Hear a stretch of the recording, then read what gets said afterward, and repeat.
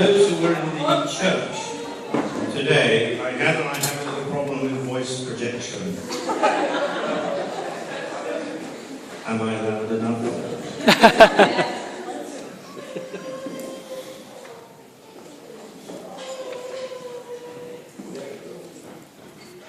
Well, thank you all for making this journey to this lovely but remote part of the world to share our happy occasion with a large contingent from Ireland, Anna's uncle Terry from Canada, her 3 older siblings from Saudi Arabia, Aberdeen and Macclesfield, cousins and family from Bristol and Surrey, and lots of friends both local and scattered around Bermuda, Wales and England.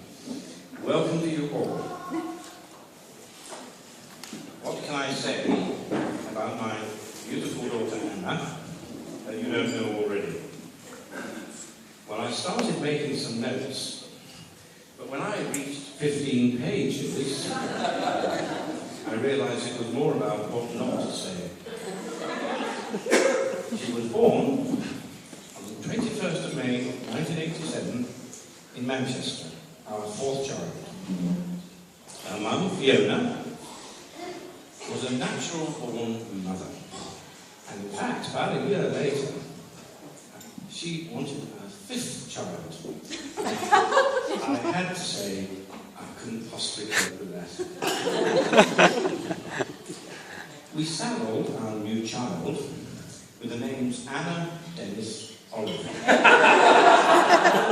The second 2 after her 2 grannies.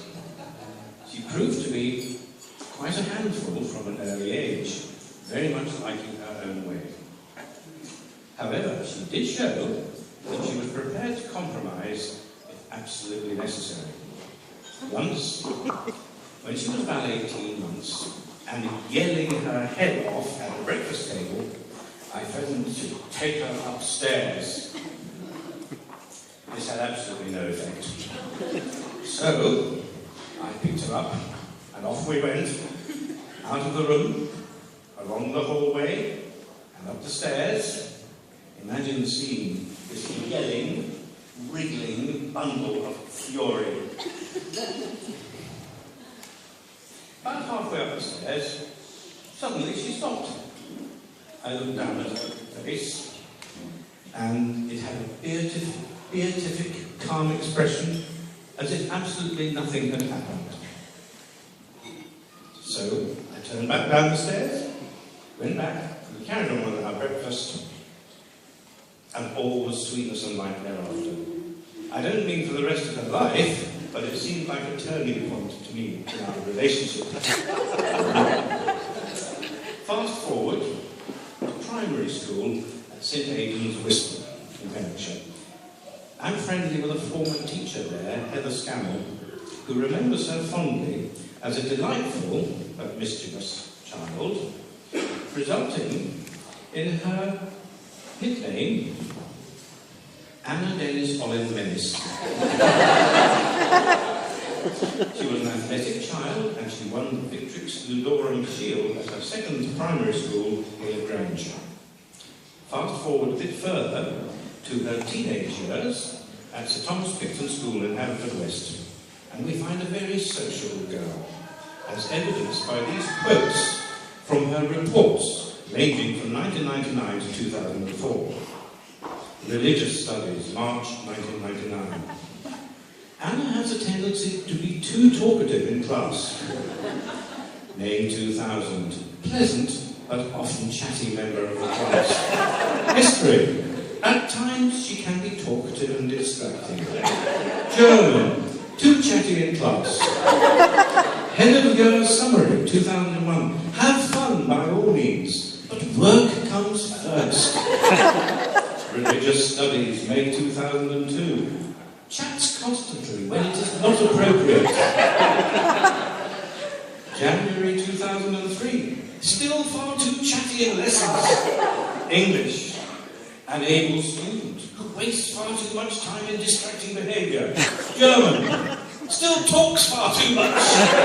Media Studies, 2004. Focus on work in the class. Less chat and more positive contribution. Well, that says it all, I suppose. Despite all this, she was awarded the Media Shield in 2005, and she was in very distinguished company. The winner, 4 years previously, had been a certain Connie Fisher of Sound of Music fame. Well, talkative she may be, that made her lots of friends. And I have been repeatedly thrilled to observe how she's maintained those wonderful school friendships, and actually it's not just schools I know this evening, also college, right up to the present day.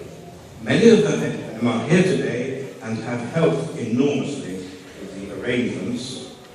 Thanks again and welcome to you all. What about sorry, I'm awfully sorry, I haven't finished.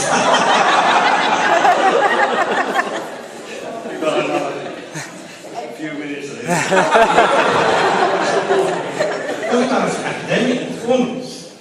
Well, Anna told me only recently that she had the so-called fourth child syndrome. She was always supposed to be the Dumbo, getting C grades, and she used to think it wasn't worth trying. She'd just wing it through exams. Then she met Graham. Exactly when is a bit murky. It was in the dingy bars of darkest Haverfordwest, I believe. Sometime when A-levels were approaching. Graham changed her life. How did he do that?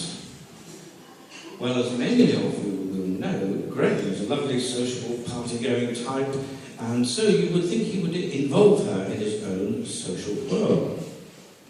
Well, it wasn't quite like that. His idea of having a good time was to stay at home studying hard for his biochemistry degree. So Anna had nothing else to do but study. And the result of that was a turnaround in her academic performance. 3 A's at A-level, and subsequently a first-class honours at Cardiff Club University, journalism, film and media.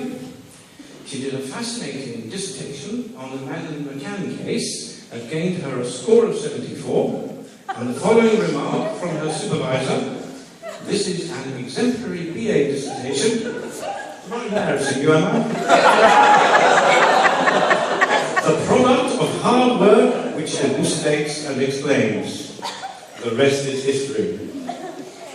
She's had no problem with a career, jobs with the Welsh Assembly, the Federation of Small Businesses, and currently Working Word. And I'm very pleased to see that a couple of Working Word people, they're good singers too, a public relations and communications agency.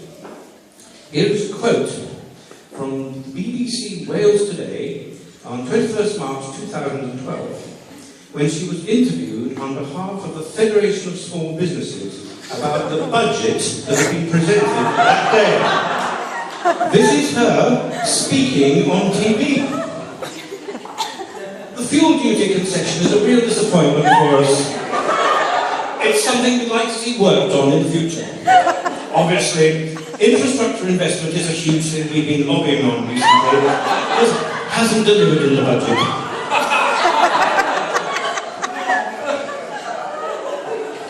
And that from my little daughter.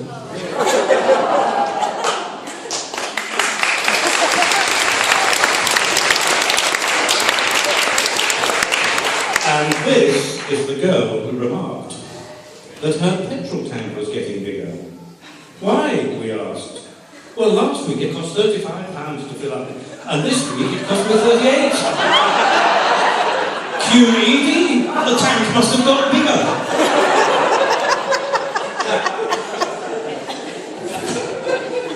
I'm sorry, I can't resist it. There's a little more where that came from. This is the girl, when we were on holiday in the Mediterranean once. She asked about Albania. Is Albania a Mediterranean country? She asked. Well, sort of. It's a bit further out. Further up, it's on the Adriatic Sea. So you'd expect Albanians to be olive skin, Dark hair and eyes? Well, yes, you would. It's a sunny, hot country.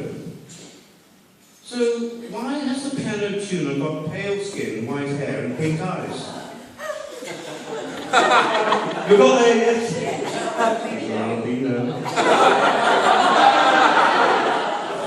Actually, I'm quite humbled by her success.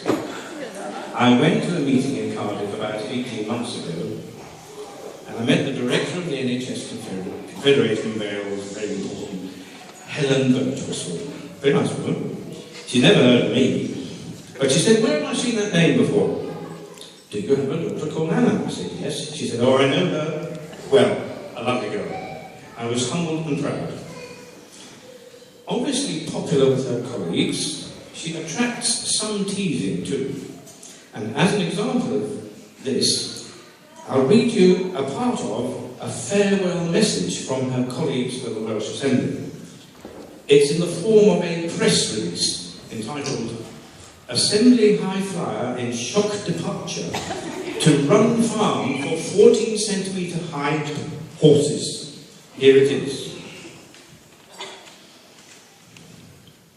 Well-respected National Assembly for Wales High Flyer and renowned stubber Nana Lefsik. We're quite used to having our name mangled, by the way, but Anna doesn't have that problem anymore. Is to leave the media relations team in a shock move. The 94-year-old blonde from Krakow, Poland, has been a valued member of the communications department for far too long. But she leaves under a cloud. Distraught colleagues have discovered that she's waving goodbye to a lucrative career, binding press cuttings in a nice, neat folder and staring at Doug, the marathon runner, across the canteen, to set up a farm looking after 14 centimetre high ponies. "You can have a pony that's 14 centimetres high. I've seen one," said Mr. Mrs. Wacky. "And I can show you a picture of one on the internet, although I may look at some pictures of pretty cute babies before I do that. And another thing, your faces look like a 14 centimetre high pony." Of course, Anna will be sadly missed by her colleagues, not least the Lothario, simply known as the Baron. "Anna, I will miss you from afar. Why won't you come and live with me and my wife?" Mr. Baron said. And it goes on. Well, now, what of Graham? I know that Graham's brother Ed has things to say there, so I won't steal his thunder. I've known this handsome hunk almost as long as Anna, like everybody else, can't help but warm to his engaging personality. In fact, he's so full of life and enthusiasm that my wife Julie calls him Tigger.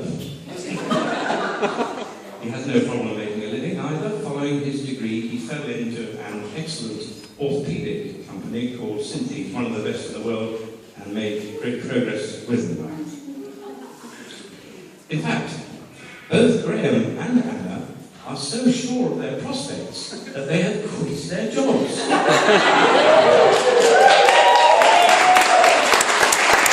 In order to take an extended 5-month honeymoon around South America. I don't think either of them will have any trouble finding work on their return.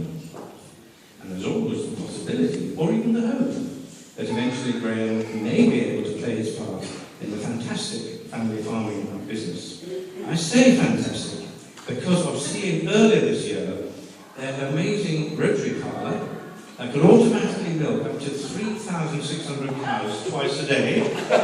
And on the farm there are many other examples of 21st century farming methods. It's just amazing. Graham and Anna have always been an extraordinarily well-matched couple, apart from a slight discrepancy in height. I thought Anna was tall, but Graham something else. And without further ado, I'd like to welcome Graham into our family and to ask you to raise your glasses to toast the bride and groom.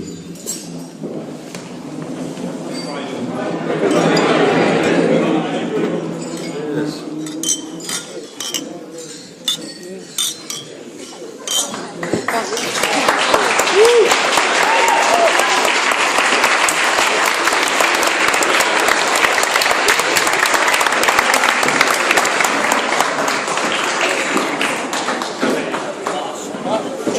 Amen.